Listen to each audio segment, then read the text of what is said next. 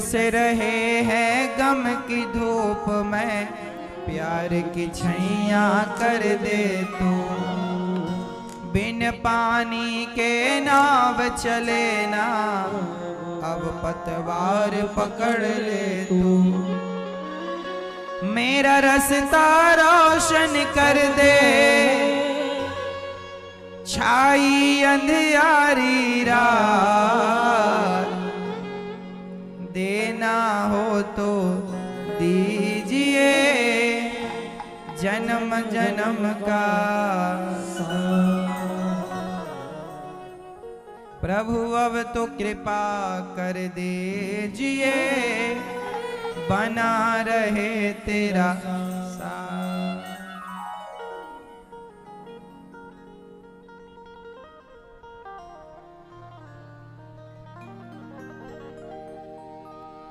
राजा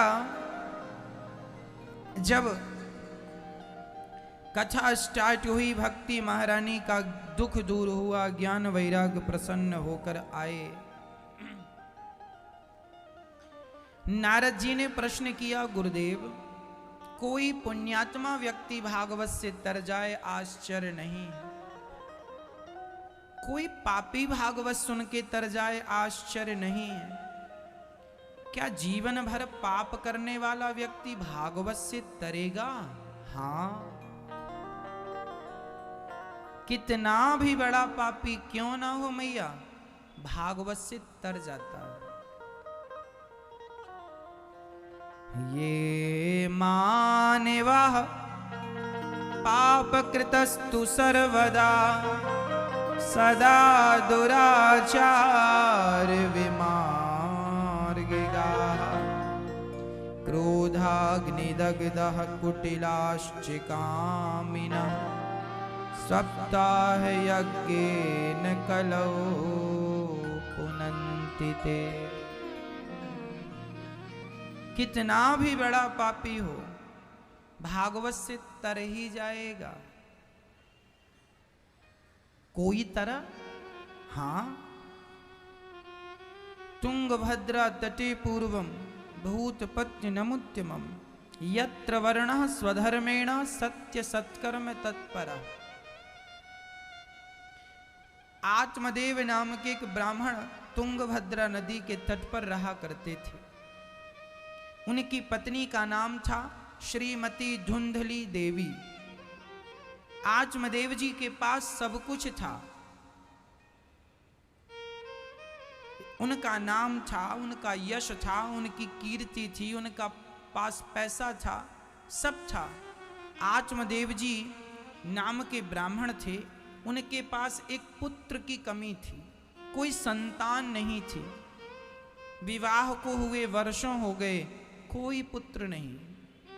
आत्मदेव जी दुखी रहने लगे कि मेरे घर संतान नहीं है, संतान नहीं।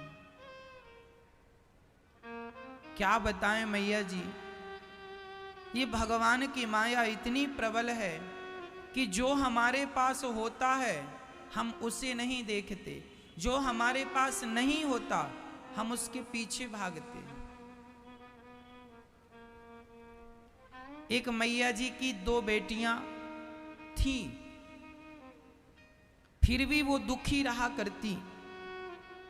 हमसे बोली, महाराज हमारी 2 बेटियां हैं, हमें भगवान से शिकायत है। क्या शिकायत है? भगवान ने हमें बेटा नहीं दिया, बेटियां दे दी।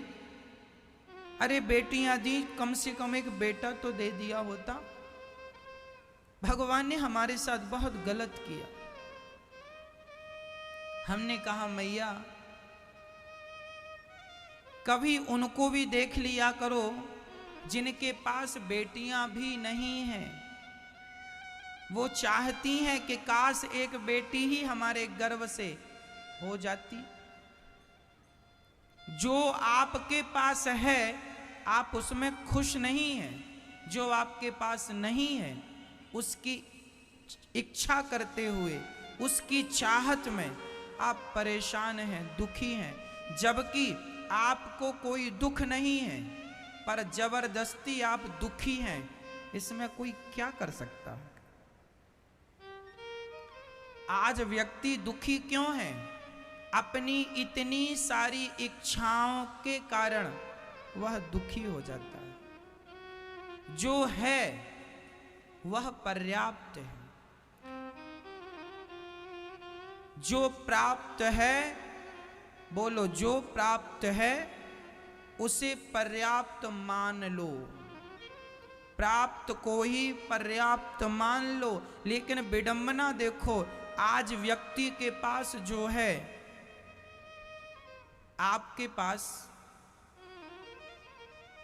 मैया आपकी बात कर रहा हूं, आपके घर में एक पुरानी सी साइकिल है, आपके घर में एक पुरानी सी मोटरसाइकिल भी है, आपके घर में एक पुरानी सी कार है, गाड़ी है, आपके घर में पुरानी सी कुर्सी है, पुराना सा सोफा है, पुराने से बर्तन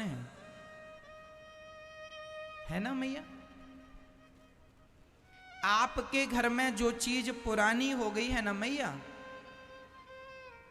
आपके घर में जो सामान पुराना हो गया है ना, उसी सामान के लिए कुछ लोग अभी भी तरस रहे हैं।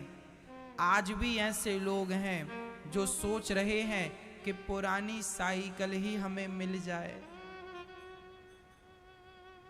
तो हमारी यात्रा आसान हो जाए। कुछ लोग आज ये सोच रहे हैं कि नई मोटरसाइकिल नहीं खरीद पाए, पुरानी ही मिल जाए। जो आपके घर में कबाड़ हो गई है उसी की अभी किसी को जरूरत है, पर आप प्रसन्न कहां हैं? आप संतोष कहां रखते हैं? आपको लगता है मेरे पास तो भगवान ने कुछ दिया नहीं। अरे जितना तुम्हें दिया है आज उतने के लिए जमाने में लोग तरस रहे हैं। ये बताओ मैया, सच्ची बताना, आपके घर में जितना कुछ है इतना भी अभी बहुत लोगों के घरों में नहीं है। सही है या गलत है? आपके पास अभी जो जो विधाता ने दिया है वो अभी औरों के पास नहीं है। उनसे आप अच्छे हैं लेकिन आप ईश्वर का धन्यवाद नहीं देते, फिर भी शिकायत, भगवान तुमने ये नहीं दिया। एक बार पलट कर देखो तो सही, तुम्हारे पास क्या है? जो तुम्हारे पास है उसके लिए आज लोग परेशान हैं, फिर भी आप दुखी हैं। तो इस दुख का कोई समाधान नहीं, इस दुख का कोई इलाज नहीं है। इसलिए कहता हूं मेरी मां, जो ईश्वर ने दिया है उसमें खुश रहने की आदत बना लो, खुश रहा करो। मेरे पास बहुत है। फिर रही इच्छाओं की बात, इच्छाएं किसी की पूरी नहीं होती। किसी के बेटा नहीं है, बेटी है, वो परेशान है। ईश्वर ने बेटी दी, बेटा नहीं दिया। जिसके बेटा बेटी कुछ नहीं है वो कहती है एक बेटी ही दे दो भगवान। मतलब जिसको कुछ नहीं है वो बेटी चाहता है, जिसको बेटी है वो बेटा चाहता है, जिसको बेटा हो गया है वो घर और गाड़ी भी चाहता है, जिसके घर गाड़ी हो गई है वो फैक्ट्री और दुकान बिजनेस चाहता है, जिसके वो सब हो गया है वो नाम चाहता है, जिसका नाम हो गया है वो इज्जत चाहता है। चाहत का कोई अंत नहीं है, चाहत का कोई अंत नहीं है, कोई और छोर नहीं है।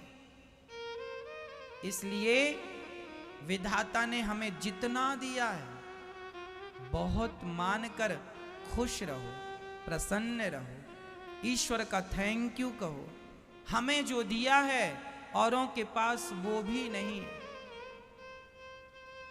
हम जैसी दाल रोटी खाते हैं अभी वैसी दाल रोटी बहुत लोग नहीं खा पा रहे।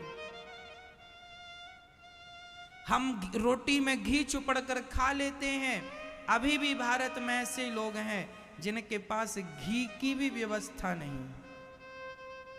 कि रोटी में वो घी चुपड़ करके खाएं।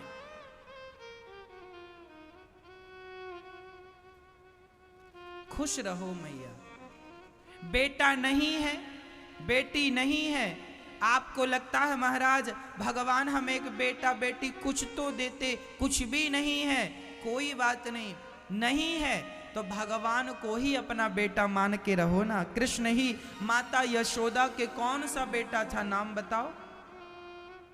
माता यशोदा ने भी तो किसी बेटे को जन्म नहीं दिया ना। कृष्ण उनके जन्म दिए बेटे थोड़ी हैं, वो तो देवकी वसुदेव जी के बेटे हैं, पर कृष्ण को बेटा माना कि नहीं। फिर यदि मां यशोदा कृष्ण को अपना बेटा मान सकती है तो तुम यशोदा बनकर कृष्ण को अपना बेटा क्यों नहीं मान सकती हो।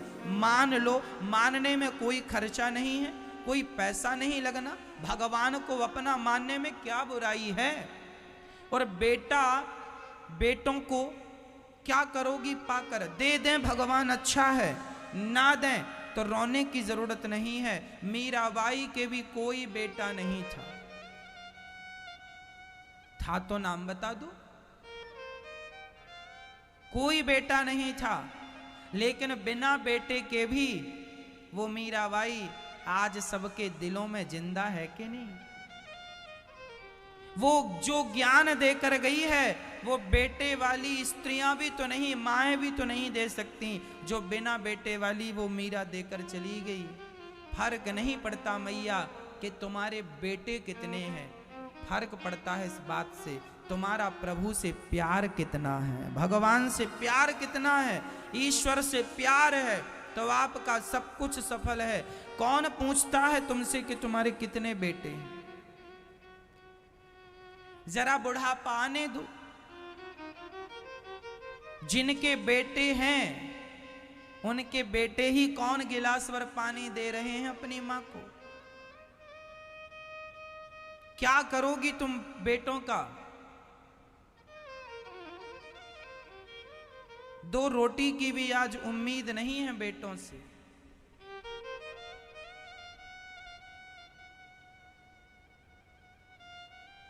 आज एक माँ गौरी गोपाल वृद्धाश्रम में माँ, जब मैं चरण दबाने गया तो आज एक माँ ने कहा कि मेरे बेटे ने मुझे ये कहकर निकाल दिया कि अपना मुंह मत दिखाना।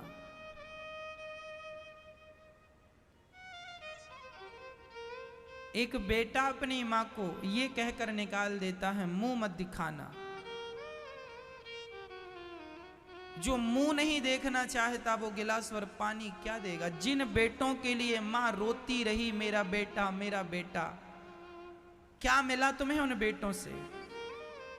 और तुम 2 नहीं 10 पैदा कर लो, क्या अमर हो जाओगी बेटा पैदा करके। हाँ, क्या मिल जाएगा। ये संसार की जो इच्छाएं हैं, इन इच्छाओं का कोई अंत नहीं है मेरी माँ। यही माया है। कोई बेटे में उलझा पड़ा है, कोई पैसों में उलझा पड़ा है, कोई एटीट्यूड अहंकार में उलझा पड़ा है। ये सच्ची बताएं यही माया है। भगवान की माया यही है। आप माया में ही उलझे पड़े हैं। बेटा बेटी धन दौलत मेरा मेरी यही तो माया है। इस माया के चक्कर में ना उलझ जाना। माया का पर्दा पड़ा है सब पर। इसलिए कहता हूँ जरा पर्दे को झांक कर, पर्दे से झांक कर देखना, तुम्हें गोविंद का दर्शन होगा, भगवान का दर्शन होगा। माया में ना उलझे रहो। बेटा बेटी से भी आगे सोचो, भगवान का दर्शन होगा। क्या फायदा इसमें उलझे रहने से। भगवान तुम्हें बेटा दें, अच्छी बात है, स्वीकार करो। नहीं दे रहे हैं तो रोने की जरूरत नहीं है। ईश्वर की मर्जी के बिना पत्ता नहीं हिलता। उनकी मर्जी है तो दिया, नहीं है नहीं दिया। जो नहीं दिया कोई बात नहीं, खुश रहो। उस हाल में भी खुश रहो। बहुत लोग हैं जिनके बच्चे नहीं, उनमें मीराबाई भी एक है, उनमें यशोदा मैया भी एक है। फिर स्वामी विवेकानंद जी भी उनमें एक हैं जिनके कोई बच्चा नहीं हुआ, संतान नहीं। तुलसीदास जी भी एक हैं। तुलसीदास जी के कोई बेटा हुआ? सूरदास जी भी एक हैं, क्या उनके बेटा हुआ? इन महान पुरुषों के कोई संतान नहीं हुई, लेकिन बिना संतान के इन लोगों ने अपने आप को अमर कर लिया है। भगवान से जो जुड़ जाएगा वो अमर हो जाएगा। और संसार से ही तुम आशा रखो, इच्छा रखो, कुछ नहीं मिलने वाला।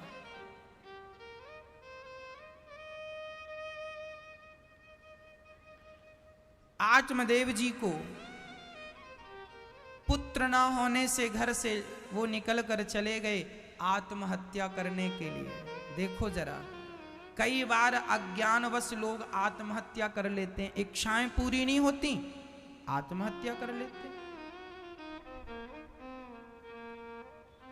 आजकल का आदमी इच्छाएं पूरी करता है। एक सज्जन ने बैंक से कर्जा ले लिया 15 लाख रुपए, चुका ना पाया, बैंक वाले मांगने लगे, उसने आत्महत्या कर ली। तो क्या यह समाधान है कि तुम आत्महत्या कर लो? क्या यह समाधान है? इसलिए हम आपसे कहा करते हैं, अपनी इच्छाओं को कम कर लो। यदि सुखी होना चाहते हो तो अपनी इच्छाओं को कम कम। जिनकी, अब आप उत्तर देना, मेरा सवाल आपसे है, बताओ, जिनकी इच्छाएं बहुत ज्यादा हैं वो लोग सुखी हैं, या जिनकी इच्छाएं खत्म हो चुकी हैं वो लोग सुखी हैं?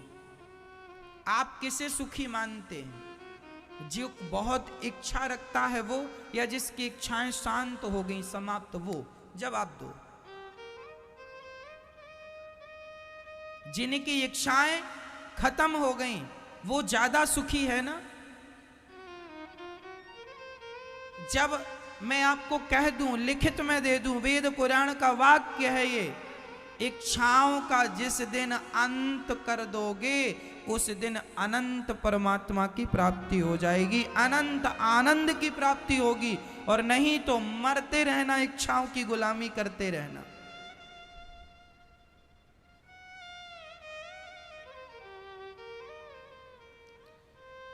आत्मदेव जी जंगल गए, एक संत जी ने उनसे कहा, क्या चाहते हो? आत्मदेव जी ने कहा, धिक जीवितम प्रजाहीनम धिक ग्रहम च प्रजाविना। धिक्कार है मेरे जीवन को। संत ने कहा, ना ना ना, राजा सगर के 60,000 बेटे थे। मैया आपके कितने बेटे हैं? 1 है, 2 है, 3 है, 4, 5, 6, 7, 8, ज्यादा से ज्यादा 10 बेटे होंगे आपके, ज्यादा से ज्यादा 20 बेटे होंगे आपके, ज्यादा से ज्यादा 40 बेटे होंगे आपके। राजा सगर के 60,000 बेटे थे। राजा सगर के कितने बेटे थे? 60,000 बेटे थे। 60,000 बेटों के होने पर भी राजा सगर को पुत्रों से सुख नहीं मिला। 60,000 बेटे अपने बाप को सुख ना दे पाए, तो तुम्हारा एक ही दे देगा? अच्छा है, भगवान करे तुम्हारा एक बेटा तुम्हें खूब सुख दे, हमें प्रॉब्लम नहीं है। अच्छा है आपका बेटा आपको सुख दे, लेकिन उससे सुख की उम्मीद ना रखना। वो सेवा करे, उसका धर्म है कि वो माँ बाप की सेवा करे, पर आप इच्छा ना रखो। क्या धृतराष्ट्र के 100 बेटे धृतराष्ट्र को सुख दे पाए? बोलो। क्या रावण के 1 लाख बेटे रावण को सुख दे पाए? रावण 1 लाख बेटों का बाप था, 1 लाख पूत, 1.25 लाख नाती। 1 लाख बेटे थे, 1.25 लाख नाती थे रावण के। 1 लाख बेटों से भी क्या रावण सुख पाया? चलो इनकी छोड़ दो, जिनके बेटे स्वयं भगवान राम थे, क्या इनके पिता श्री दशरथ जी को पुत्र से सुख मिला? आखिरी समय तड़पते तड़पते मरे कि नहीं, राम के वियोग में, हाँ या ना? फिर बेटा यदि भगवान भी होगा तुम्हारा, तो बेटे से सुख किसे मिला है? श्रवण के माँ बाप को क्या बेटे से सुख मिला? श्रवण अपने माँ बाप को कंधे पर बिठा के चारों धाम कराता था, लेकिन आखिरी वक्त में जब श्रवण मारा गया तो श्रवण के लिए तड़प तड़प कर माँ बाप मर गए कि नहीं? बोलो।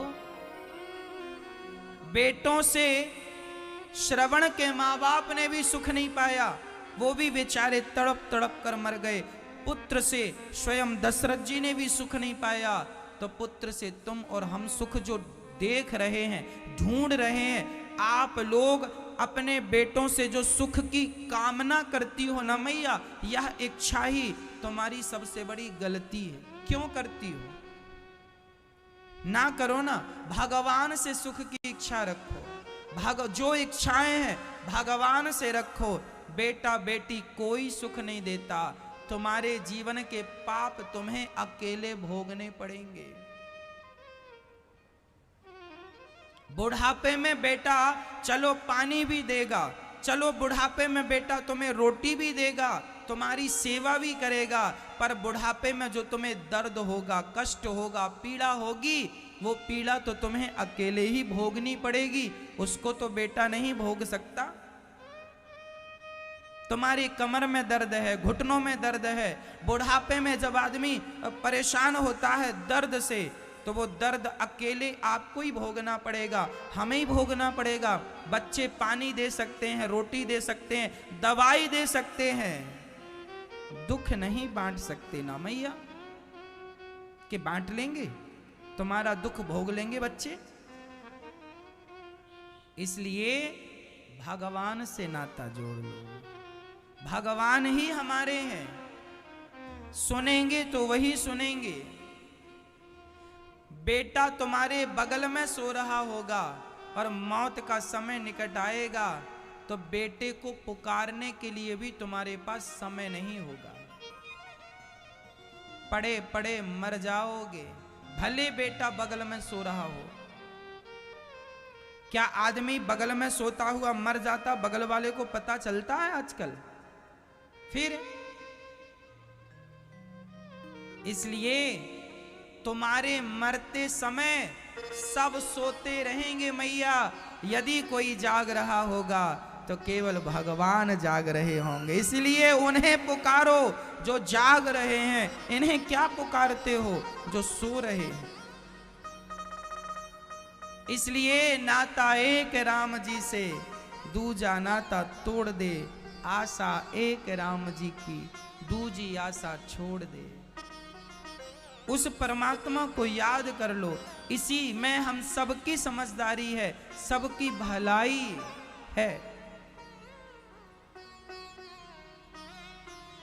है ना मैया जी?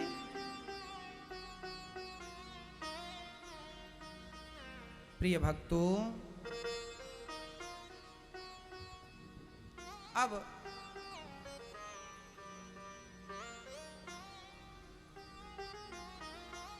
गौकर्ण जी संत जी ने फल दिया, जाओ पत्नी को फल खिलाना। आत्मदेव जी ने धुंधली को फल दिया, धुंधली ने खाया नहीं और खिला दिया गौ माता को। मैया, जो भाग्य में लिखा है उसे कोई नहीं टाल सकता। एक संत जी ने आत्मदेव जी को फल दे दिया कि तुम्हारे चलो भाग्य में बेटा नहीं है, पर संत कृपा से बेटा होगा। लेकिन दुर्भाग्य देखिए कि धुंधली ने वही फल गाय को खिला दिया, खाया नहीं। जो भाग्य में नहीं है उसके लिए तुम कितना भी प्रयास कर लो वो नहीं मिलेगा, और जो भाग्य में होगा वह भाग कर आ जाएगा। भाग्य में है तो भाग कर आएगा, और भाग्य में नहीं है तो आया हुआ भी भाग जाएगा। लिखा किस्मत का मिटता नहीं मिटाने से, लिखा किस्मत का मिटता नहीं मिटाने से। समय को काट लो भैया, किसी बहाने से समय को काट लो। जो लिखा है वो मिलके रहेगा।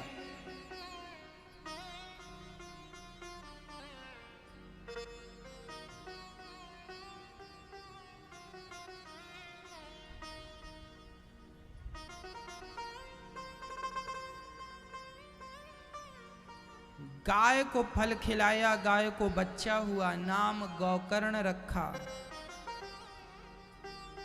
धुंधली के एक बच्चा धुंधली की बहन को हुआ, बहन से वो बच्चा ले लिया, उस बच्चे का नाम धुंधकारी रखा।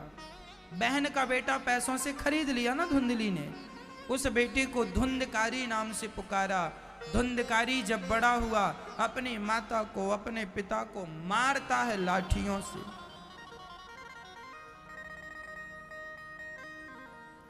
आजमदेव जी सिंगल थे ना, अच्छे थे, बुढ़ापे में भजन करते कल्याण, लेकिन उन्हें बेटा चाहिए था, बेटा मिला है, लाठियां मारता है। ईश्वर की मर्जी के खिलाफ जाओगे, डंडे तो पड़ेंगे। इसलिए जो है मर्जी भगवान की, उसमें रहो। रोने लगे आत्मदेव जी, तब गौकर्ण जी आए और गौकर्ण जी समझाए। देहे स्थिमांस रुधिरे विमतिम त्यजत्वम जाया सुतादिषु सदा ममतां विमुञ्च। पश्यानिशं जगदिदं क्षणभङ्गनिष्ठं वैराग्यरागरसिको भवभक्तिनिष्ठः।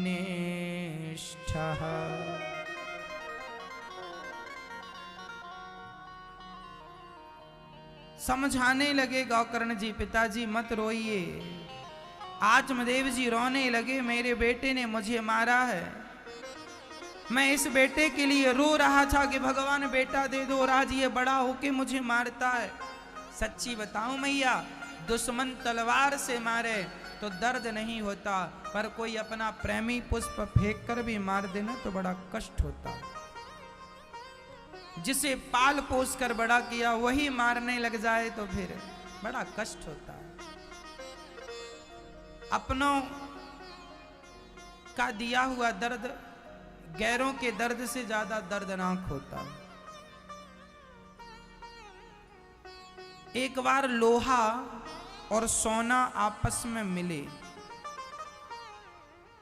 लोहार के घर लोहा पिटता है, सोनार के घर सोना पिटता है, पिटाई दोनों की होती है।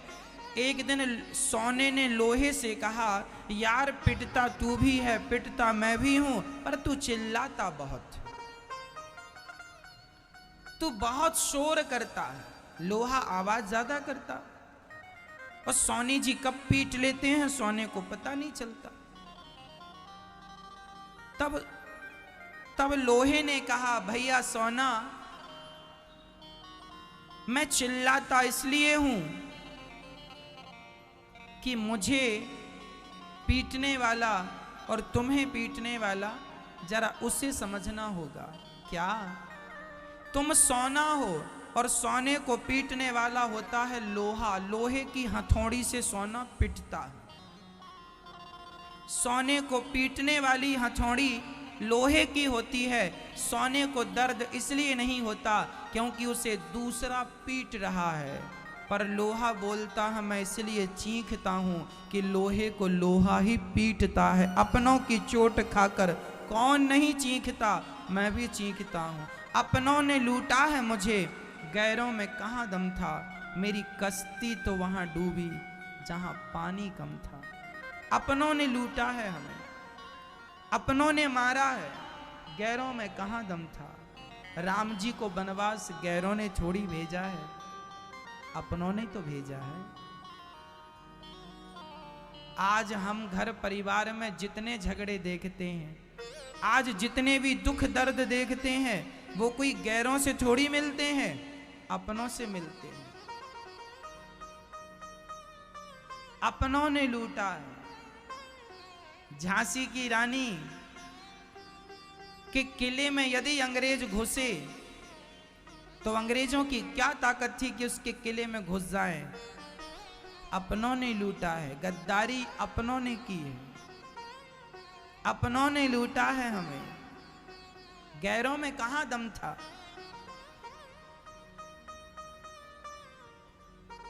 पोरस पंजाब के एक राजा का नाम पोरस था, भारतीय राजा है।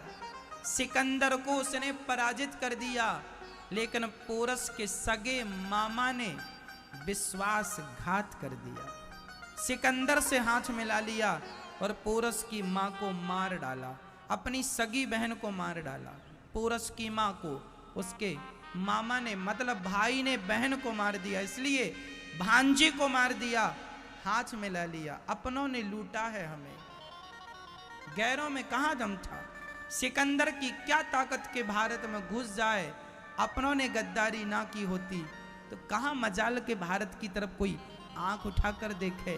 अपनों ने लूटा है मेरी मां, गैरों में कहां दम था।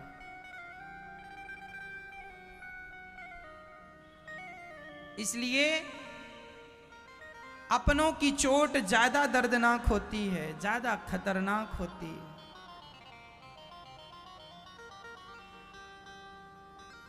आत्मदेव जी रोने लगे, तब गोकर्ण जी समझाने लगे, पिताजी मत रोइए, ये शरीर किराए का है, आज यहां हो छोड़कर जाना पड़ेगा। ये जिंदगी किराए की है। और देखो मैया, आप लोग कहते हो ये बेटा मेरा है, ये पत्नी मेरी है। अरे बेटा और पत्नी की तो छोड़ दो, क्या ये शरीर भी तुम्हारा है? यदि शरीर आपका है तो आंखों में कम दिखने लगा, आपने रोका क्यों नहीं? कानों में कम सुनाई पड़ने लगा, रोका क्यों नहीं? हाथ पांव कमजोर हो गए बुढ़ापे में, रोका क्यों नहीं? अरे शरीर भी तुम्हारा नहीं है और तुम कहते हो ये मेरा है, यही तुम्हारा अज्ञान है। ये क्या है आपका? अज्ञान। शरीर भी तुम्हारा नहीं था और तुम सारी दुनिया को अपना अपना कहते रहे। इसलिए ना संसार को अपना कहो, ना शरीर को अपना कहो, केवल भगवान को अपना कहो, वो आपके हैं, बाकी ये कुछ आपका नहीं है। उन्हें अपना मान लो, बना लो तो बन जाएंगे, वो नहीं बनाओगे तो वो भी तुम्हारे नहीं बनेंगे। ऐ मन मुसाफिर निकलना पड़ेगा, ये काया कुटी घर खाली करना पड़ेगा। भाड़े के क्वार्टर को क्या तू संभाले, जिस दिन तेरे घर का मालिक निकाले आएगा नोटिस, जमानत न होगी गर तेरे पल्लू अमानत न होगी। होकर कैद तुझे जाना पड़ेगा, काया कुटी घर खाली करना पड़ेगा। ये जिंदगी एक किराए का घर है, एक ना एक दिन बदलना पड़ेगा। किराए का मकान खाली करना पड़ता है कि नहीं? बोलो मेरी माँ, है ना मैया जी? खाली करना पड़ेगा। उसी तरह ये शरीर भी हमारा किराए का है। आपके दादा परदादा सब खाली करके चले गए हैं, आप लोग भी अपनी तैयारी बना के रखो। भरोसा है इस जिंदगी का, साथ देती नहीं ये किसी का।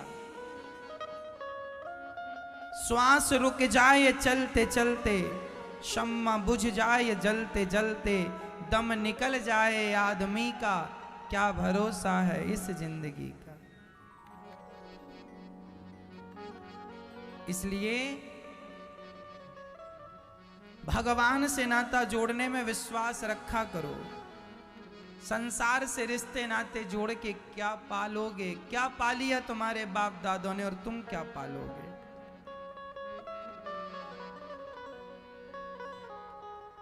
है ना? इसलिए हम कहा करते हैं कि सेवा किया करो। भगवान को खुश करना है, अपना जीवन सफल बनाना है, तो सेवा करो। सेवा कैसे करें? सामने वाले व्यक्ति को भगवान मानकर उनकी सेवा करने लग जाओ। ये भगवान है। यहां गौरी गोपाल अन्न क्षेत्र जब चलता है ना भक्तों, तो यहां जितने भी साधु संत आते हैं, हम उन साधु संतों को भगवान मानकर उन्हें भोजन देते हैं कि ये भगवान है। जब हमारी भावना में वो भगवान है तो हमें भगवान को ही भोजन कराने का पुण्य मिलेगा, क्योंकि हमारी भावना जाकी रही भावना जैसी, प्रभु मूरत देखी तिन तैसी।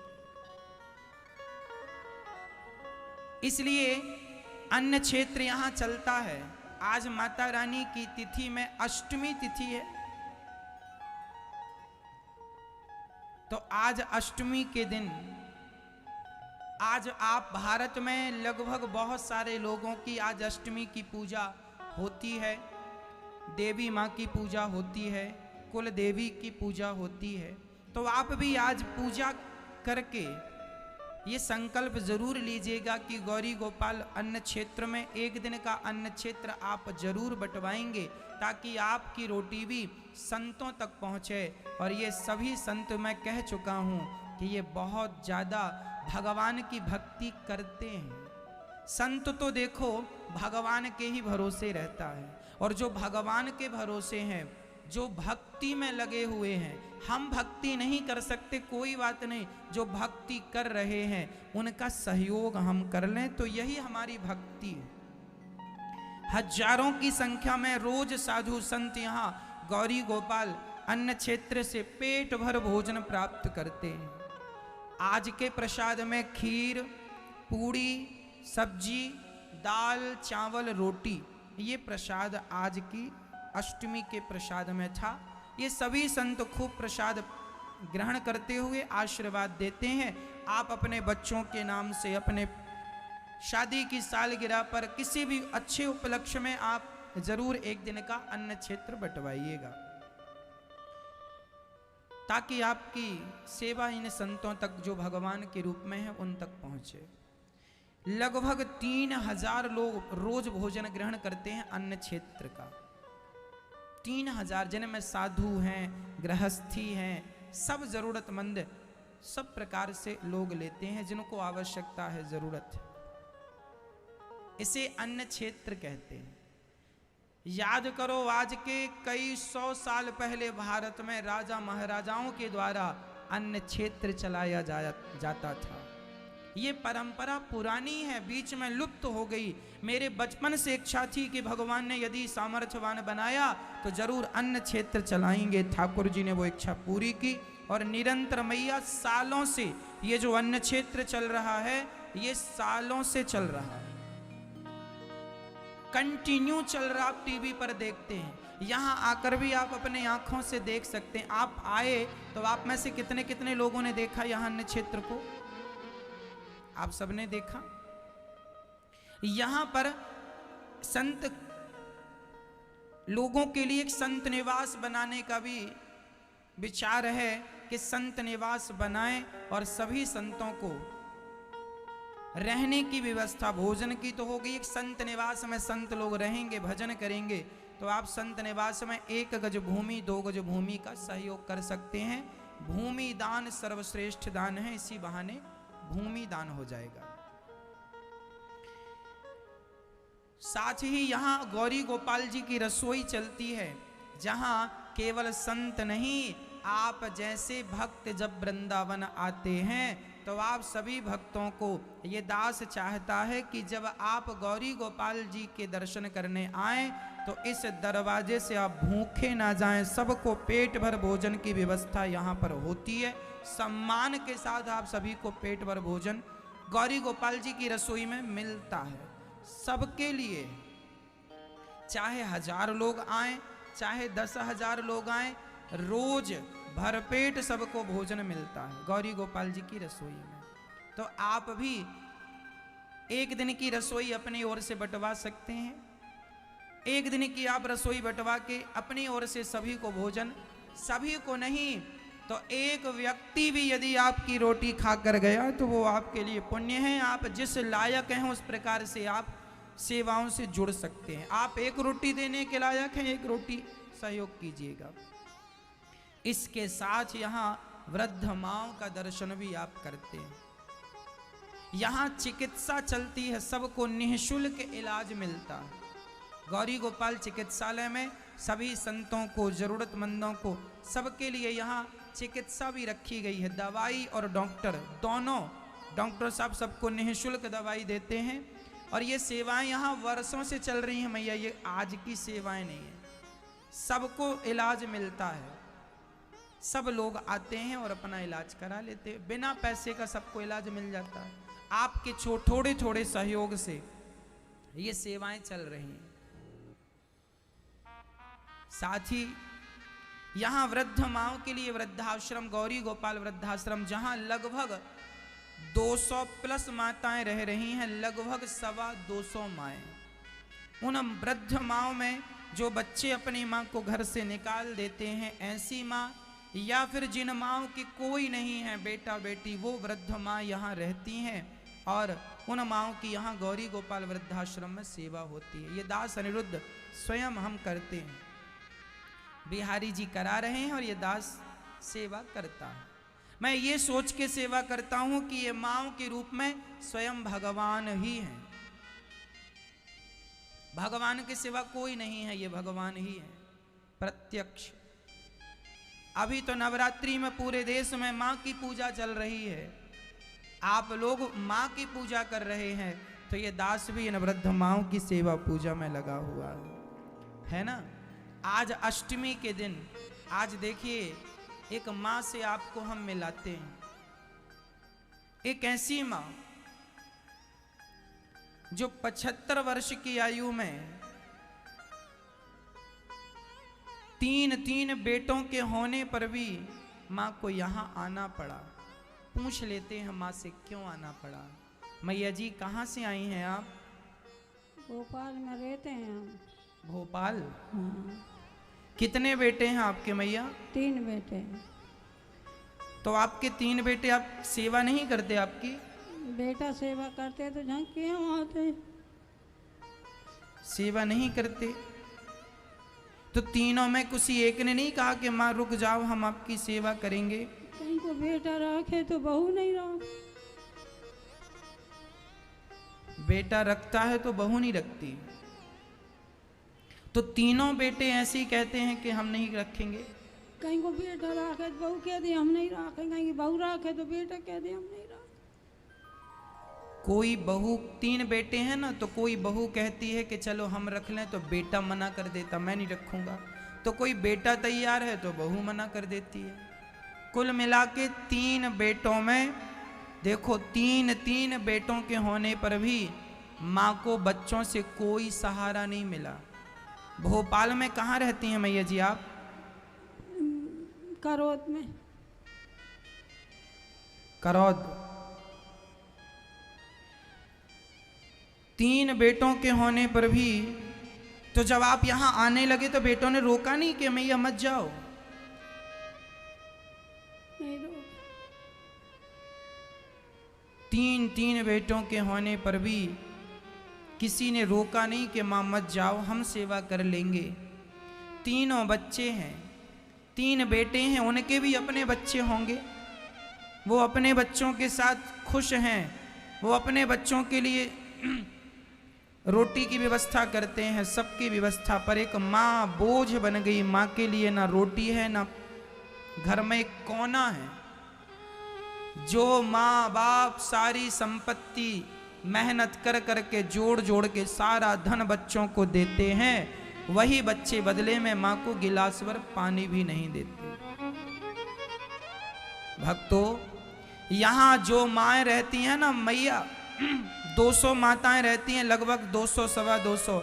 उन माँओं में किसी माँ से पैसा नहीं लिया जाता। ये दास किसी माँ से पैसा नहीं लेता। कई लोग कहते हैं कि महाराज जी आप तो पैसा लेते हैं माँ से। तो भैया जी आप कभी भी आकर देख लीजिए, यहाँ माएँ रहती हैं, उन माँओं से पूछ लीजिए कि हमने इन माँओं से कोई पैसा तो नहीं लिया। मैया जी हमने आपसे कोई पैसा तो नहीं लिया? नहीं लिया महाराज जी, मुझसे नहीं लिया। किसी भी माँ से यहाँ कोई पैसा नहीं लेते। अरे इनके पास पैसा होता तो ये आती ही क्यों? पैसे से ही अपना खर्चा कर लेती, रह लेती। जब कोई सहारा नहीं होता, बच्चों का सहारा नहीं, पति का सहारा नहीं, धन भी नहीं, तब माँ बेबस होकर आती हैं। और तब अनिरुद्ध कहता है आपसे, ये दास अनिरुद्ध, कि इन माँओं के आंसू पहुँचने से बड़ी कोई भक्ति नहीं है मेरी माँ। इन माँओं का दर्द कम करने से बड़ी कोई भक्ति नहीं है। इनके आंसू आप पहुँच लीजिए।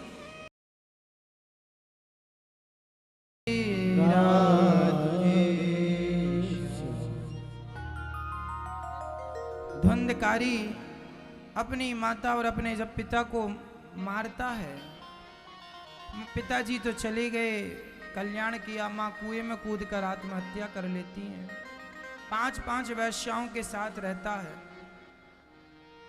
धुंधकारी। एक दिन वैश्याओं ने इसका गला दबाया, फिर भी ये मरा नहीं धुंधकारी, तो जलते हुए अंगार इसके मुख में डाल दिए।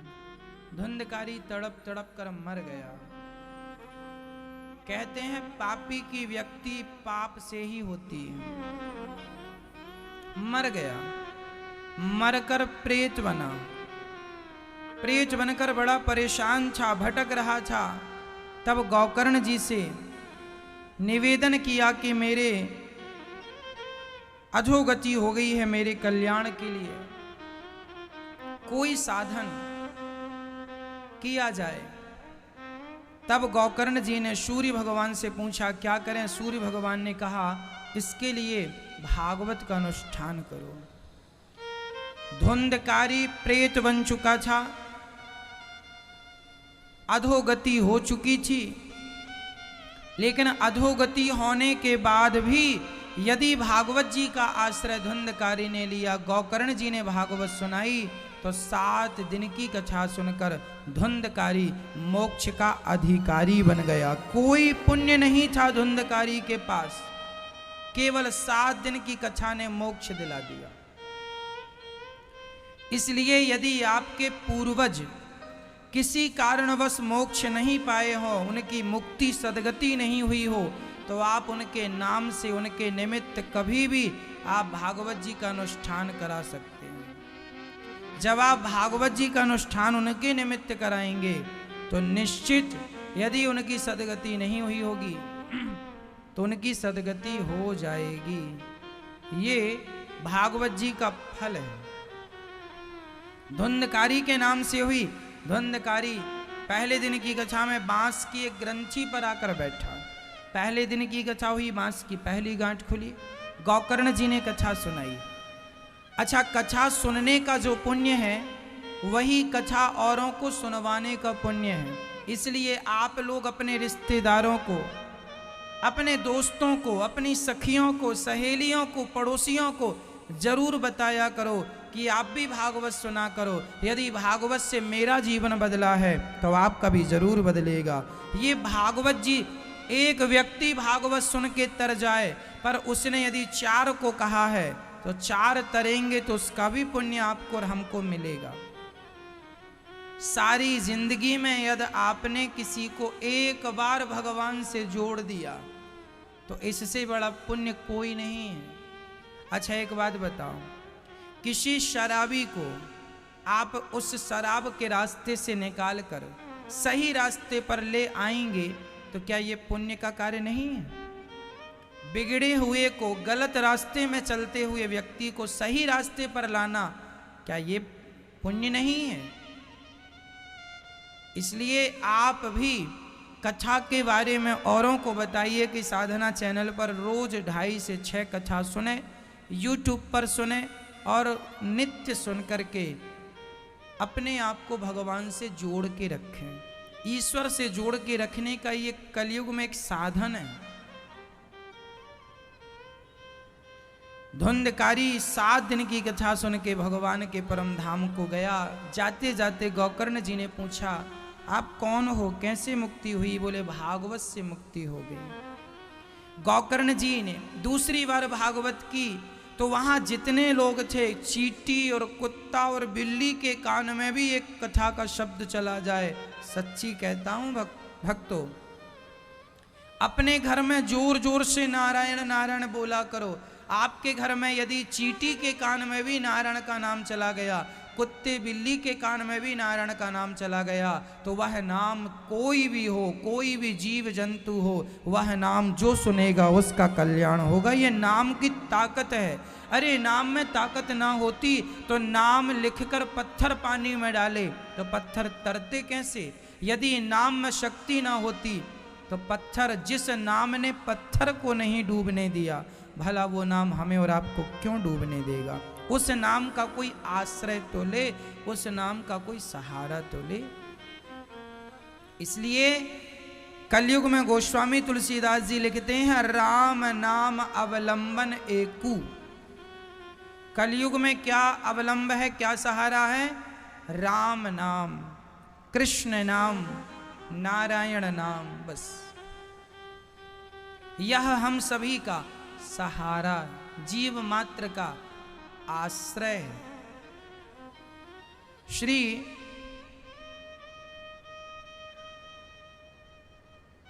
गोकर्ण जी को भगवान ने हृदय से लगाकर परम गति, परम धाम दिया। और भागवत में श्रोता वक्ता का निरूपण हुआ। भागवत में श्रोता कैसे होने चाहिए, वक्ता कैसा हो? विरक्तो वैष्णवो विप्रो